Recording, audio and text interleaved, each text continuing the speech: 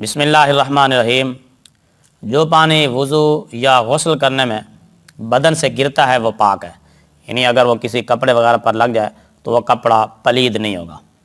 مگر اس سے وضو اور غسل جائز نہیں ہے، کیونکہ وہ مستعمل پانی ہے، یعنی جو ایک بار استعمال ہو جائے اس کو دوبارہ پاکی حاصل کرنے کے لیے استعمال نہیں کر سکتے۔ اسی طرح اگر بے وضو شخص کا ہاتھ یا انگلی یا ناخن یا انگلی کا پورا یا جسم کا کوئی ایسا حصہ جس کو وضو میں دھونا فرض ہو، وہ ارادتاً یا بغیر ارادے کے پانی میں چلا جائے تو وہ پانی بھی وضو اور غسل کے قابل نہیں ہے، یعنی اس پانی سے بھی وضو نہیں کر سکتے اور نہ ہی غسل کر سکتے ہیں۔ اگر دھلا ہوا ہاتھ یا بدن کا کوئی حصہ دھلا ہوا پانی میں پڑ جائے تو وہ پانی مستعمل نہیں ہوگا۔ اگر ہاتھ دھلا ہوا ہے مگر دھونے کی نیت سے پھر پانی میں ڈالا اور یہ دھونا ثواب کا کام ہو، مثلا پہلے ہاتھ دھوئے تھے، وضو کیا تھا، اب کھانا کھانے کے لیے دوبارہ ہاتھ دھوئے،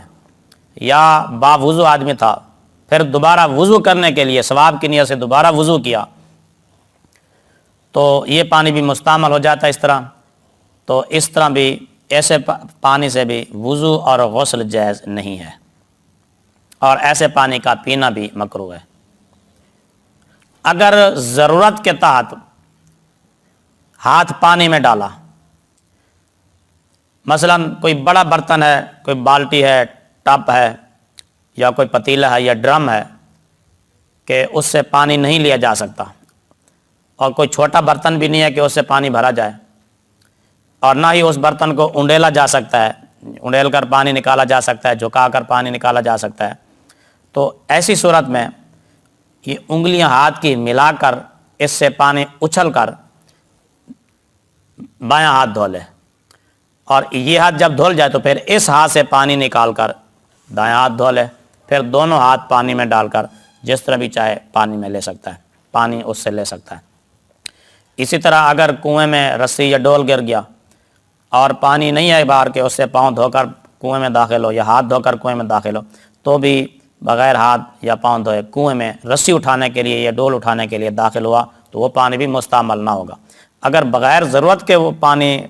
کو ہاتھ لگا دیا بے وضو آدمی نے تو وہ پانی مستعمل ہو جائے گا۔ اس سے یہ مسئلہ بھی واضح ہو گیا کہ عام طور پر نہانے کے لیے پانی گرم کرتے ہیں دیگچی میں، پتیلے میں یا کسی برتن میں، تو پھر اس کو عام طور پر لوگ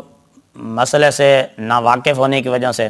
اس میں ہاتھ ڈال کر اس پانی کو چیک کرتے ہیں کہ گرم ہوا ہے یا نہیں، یا کتنا گرم ہو گیا ہے۔ تو اگر اس طرح اس میں خشک ہاتھ یعنی بغیر دھلا ہاتھ اس میں ڈال دیا گیا تو وہ پانی بھی وضو کے قابل نہیں ہے، اور اس سے غسل جنابت بھی نہیں ہو سکتا۔ اسی طرح بعض لوگ وضو کرنے کے لیے جہاں کوئی برتن سے یا لوٹے سے وضو کرتے ہیں تو وہ لوٹا یا برتن کناروں تک بھرا ہوتا ہے